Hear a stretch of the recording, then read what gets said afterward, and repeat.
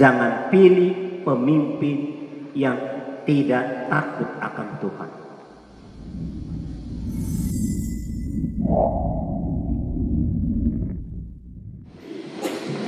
Bapak, Ibu, saudara-saudari, umat beriman yang terkasih di dalam Kristus Yesus, diakon yang saya kasihi, frater, para suster, umat beriman yang dikasihi oleh Kristus. Salah satu keistimewaan sekaligus kekasan dalam iman Katolik adalah berdoa kepada Allah Roh Kudus, memohon karunia dan rahmat kebijaksanaan. Dan sepenggal isi doa mohon kebijaksanaan seperti berikut.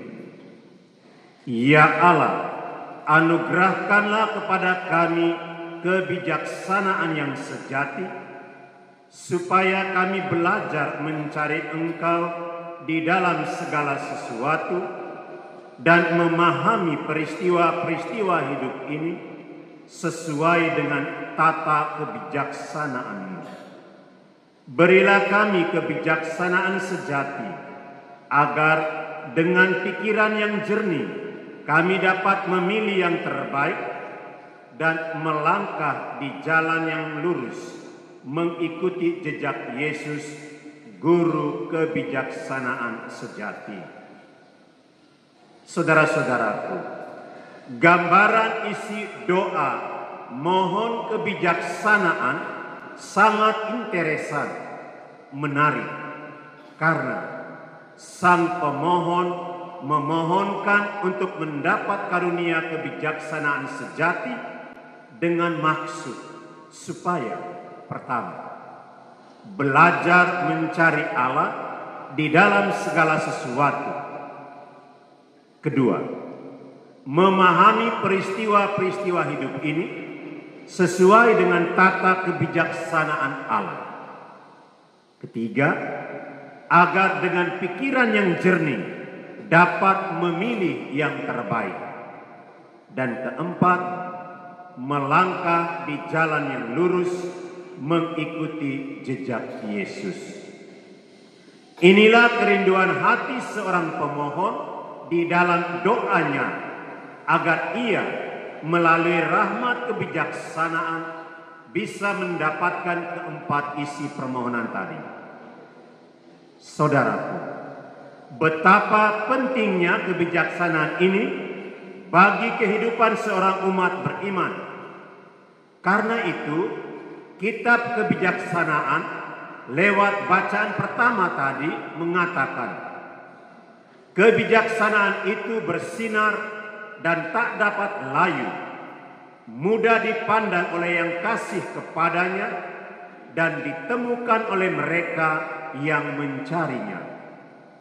Merenungkan kebijaksanaan merupakan pengertian sempurna, dan siapa berjaga karena kebijaksanaan segera akan bebas dari kesusahan. Dan dalam teks lain dari kitab kebijaksanaan, ia mengajak kita untuk mencarinya. Saya ajak kita baca teks kitab Salomo, kebijaksanaan Salomo, bab 1 ayat 1 sampai dengan 6. Perhatikan judul perikopnya, carilah kebijaksanaan dan jauhilah dosa. Kita baca cukup ayat 1 sampai ayat 6. 1, 2, 3. Kasihilah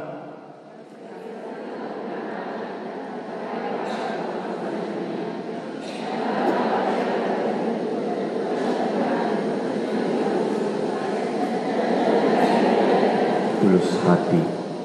Ia membiarkan dirinya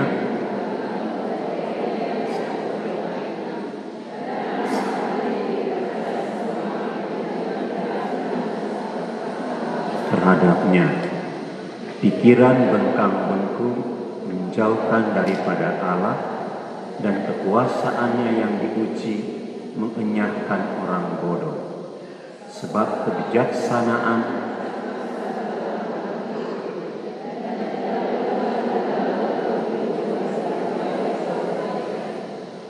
Roh pendidik yang suci menghindarkan tipu daya dan pikiran pandir dijauhkan Jawabnya, sebab kebijaksanaan adalah roh yang sayang akan manusia, tetapi orang penghujat tidak dibiarkannya terluput dari hukuman karena ucapan bibirnya. Memang Allah menyaksikan hati, benar-benar mengawasi isi hatinya dan mendengarkan ucapan lidahnya. Saudara-saudaraku yang terkasih, perhatikan di ayat 1 itu cocok dengan situasi kita sekarang ini, di mana kita sekarang melihat banyak sekali baliho-baliho yang memancang wajah-wajah orang-orang yang ingin menjadi pemimpin.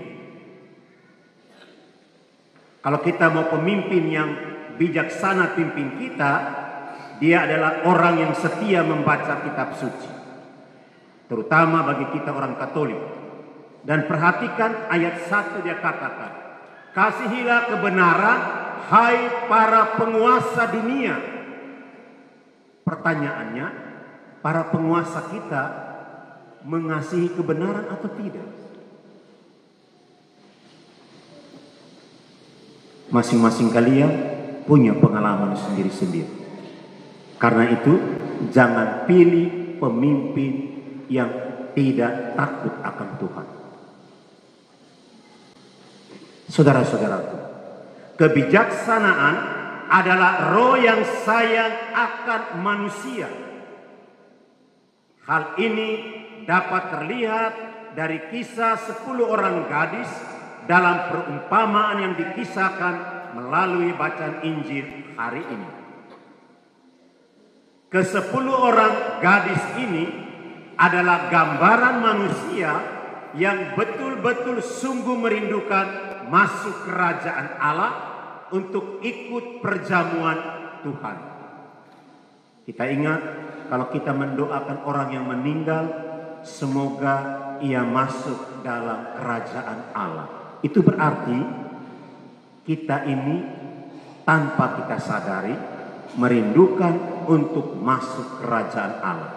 Tapi anehnya, sesudah kita mati, baru orang lain doakan. Waktu kita masih hidup, kita lupa buang ini. Coba kamu refleksi baik-baik. Ada yang boleh senyum-senyum. Saudara-saudara, dikatakan 5 diantaranya bijaksana dan 5-nya lagi bodoh. Mengapa dikatakan bijak? Karena mereka berpikir panjang tentang waktu penantian datangnya mempelai. Karena itu sudah diantisipasi persediaan minyak untuk berjaga-jaga agar jangan sampai lampu atau pelita mereka padam sebelum mempelai tiba. Sedangkan 5 gadis yang lain yang bodoh membawa pelita, tetapi lupa membawa suku cadang minyak untuk kelangsungan hidup lampu mereka. Karena itu, ketika mempelai tiba, hanya mereka yang mempunyai pelita tetap bernyala dan yang telah siap yang masuk bersama mempelai ke dalam ruang perjamuan nikah. Dan pintu pun ditutup. Begitulah nasib manusia. Siapa yang pelitanya tetap bernyala, ikut dalam perjamuan nikah, dan yang hampir padam atau mati pelitanya tidak diperkenankan masuk. Bahkan dikatakan dengan tegas dalam Injil tadi, pergilah, saya tidak mengenal kamu. Siapa di antara kita yang tidak mau dikatakan oleh Tuhan, saya tidak kenal engkau? Karena itu saudara-saudara, jika kita mau kita dikenal oleh Tuhan, apa yang harus kita buat? Yesus berpesan kepada kita, umat manusia, umat beriman yang terkasih, yang hadir dan mendengarkan sabdanya ini dengan berkata, berjaga-jagalah, sebab kamu tidak tahu akan hari maupun saatnya. Atau dalam teks Injil Lukas, dia punya ungkapan sangat bagus. Kita lihat Injil Lukas bab 12 ayat 35, lalu kita lompat ke ayat 40. Lukas bab 12 ayat 35, lalu kita lompat ke ayat 40. Sudah ketemu? Kita baca sama-sama. Hendaklah dan pelitamu tetap menyala. Perhatikan, hendaklah pinggangmu tetap berikat dan pelitamu tetap bernyala. Lalu lanjut ayat 40. Karena anak manusia datang pada saat yang tidak kamu sangkakan. Lihat, Yesus mengingatkan kita, hendaklah kamu siap sedia, karena anak manusia datang pada saat yang tidak kamu sangkakan. Dan hendaklah pinggangmu tetap berikat dan pelitamu tetap bernyala. Saudaraku yang terkasih, mungkin saya tidak tahu, kita lupa atau kita masih ingat apa sabda Tuhan yang kita temukan dalam Injil Matius bab 5 ayat 13 sampai 16. Coba kita lihat Injil Matius bab 5 ayat 13 sampai 16. Sudah? Kita baca sama-sama. Bab 5 ayat 13 sampai 16. 1, 2, 3.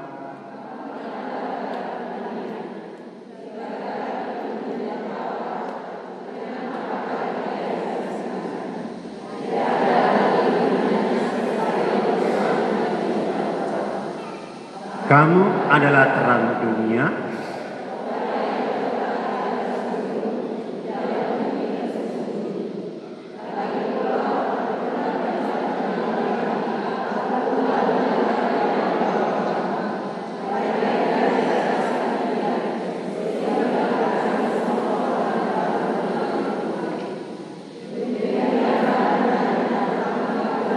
Cahaya di depan orang, supaya mereka melihat perbuatanmu yang baik dan memuliakan Bapamu yang di surga. Lihat, perumpamaan tadi dikatakan mereka membawa pelita. Dan pelita itu siapa? Kita. Kamu adalah terang dunia. Kita adalah pelita. Pelita yang bisa memberikan terang kepada orang. Dan pelita itu tidak ditaruh di bawah gantang, tapi di atas kaki dia untuk menerangi semua orang. Dan lihat, Yesus katakan, demikianlah hendaknya terangmu bercahaya di depan orang, supaya mereka melihat perbuatanmu yang baik dan memuliakan Bapamu yang di surga. Pertanyaannya, saudara-saudaraku, sudahkah kita melakukan perbuatan baik? Tidak gampang.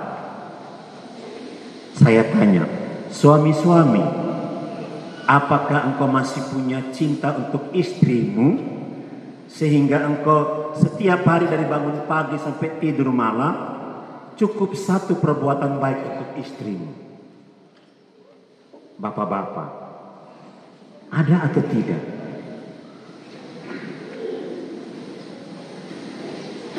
Pater, berat. Beberapa hari yang lalu saya pergi berkat satu rumah. Saya tanya keluarga itu, dia punya anak 3 orang, tapi semua sudah pergi, tinggal suami dan istri jaga rumah. Lalu saya bilang begini, pasti indah ya Bapak, karena mengenang kembali masa pacaran hanya berdua-duaan. Apa kata sang suami? Pater, bosan juga lihat istri tiap hari. Pemain organ bagaimana? Masih suka lihat istri kah? Oh masih, puji Tuhan kalau masih suka.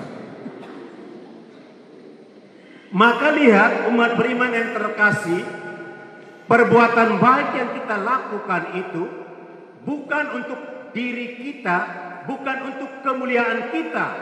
Tapi kamu perhatikan sekarang banyak orang berbuat baik supaya dia dipilih. Kamu lihat. Kontras dengan firman Tuhan. Betul atau tidak? Maka pertanyaannya, apakah engkau seorang yang bijaksana untuk memilih? Ingatlah, berbuat baik itu tidak perlu memikirkan kepada siapa dan untuk apa. Lakukan saja, karena itulah juga yang dilakukan Tuhan untuk kita. Apakah pernah Tuhan melakukan perbuatan baik dengan memilih orang yang dia suka? Kalau kita terbalik, kita berbuat baik untuk kepentingan kita. Tidak demikian. Karena itu saudara-saudara, perlu kita sadari bahwa bahagianya kita orang lain belum tentu suka. Sedihnya kita orang lain belum tentu peduli. Apapun yang kita rasakan tak perlu diumbar kemana-mana. Syukurlah setiap peristiwa yang dihadapi. Hanya dengan demikian kita tetap bisa melakukan perbuatan baik. Bukan untuk kemuliaan diri kita, tapi demi kemuliaan Allah. Ingatlah saudara-saudara, jika kita adalah seorang beriman yang bijaksana, kita akan selalu ingat dan sadari ini. Hidup adalah rangkaian panjang kesempatan. Kesempatan untuk terus belajar. Kesempatan untuk terus memperbaiki diri. Kesempatan untuk selalu bersyukur. Dan kesempatan untuk hidup seperti yang Tuhan inginkan. Memang jalan Tuhan terkadang sulit dimengerti, tetapi harus dituruti. Jalan Tuhan terkadang sulit dipercaya, tetapi harus dipatuhi. Jalan Tuhan terkadang sulit diperkirakan, tetapi harus dihadapi. Dan hanya orang bijaksanalah yang akan memaknai hidupnya dengan sungguh-sungguh, seperti ungkapan ini. Jika kita tidak bisa menjadi pensil untuk menulis kebahagiaan orang lain, setidaknya saudara masih bisa menjadi penghapus untuk menghapus kesedihan orang lain. Jika putih itu indah, mengapa harus ada hitam di dalam hidup ini? Seperti saya ini berkulit hitam. Tapi beta punya hitam menggusta karena ada mata tikam beta panas. Enak orang Tionghoa bilang. Jika melati itu suci, kenapa harus ada mawar yang berduri? Hidup ini indah saudara-saudara, jika saja kita mengerti arti sebuah kehidupan. Hidup ini indah jika kita saling menghargai. Hidup ini akan lebih indah jika tak ada sedikit pun rasa benci. Dan hidupmu ini akan semakin lebih indah jika ada kasih yang saling mengampuni dan memaafkan. Ingatlah, indahnya hidupmu bukan seberapa banyak orang mengenal dirimu, tetapi seberapa banyak orang bahagia karena telah mengenal diri. Bukankah kita semua rindu masuk kerajaan surga? Hidup damai, beristirahat dalam damai bersama dengan Allah. Karena itu, jadilah berkat dimanapun Anda berada. Inilah sikap hidup orang beriman yang bijaksana. Semoga Tuhan memberkati kita semua. Amin.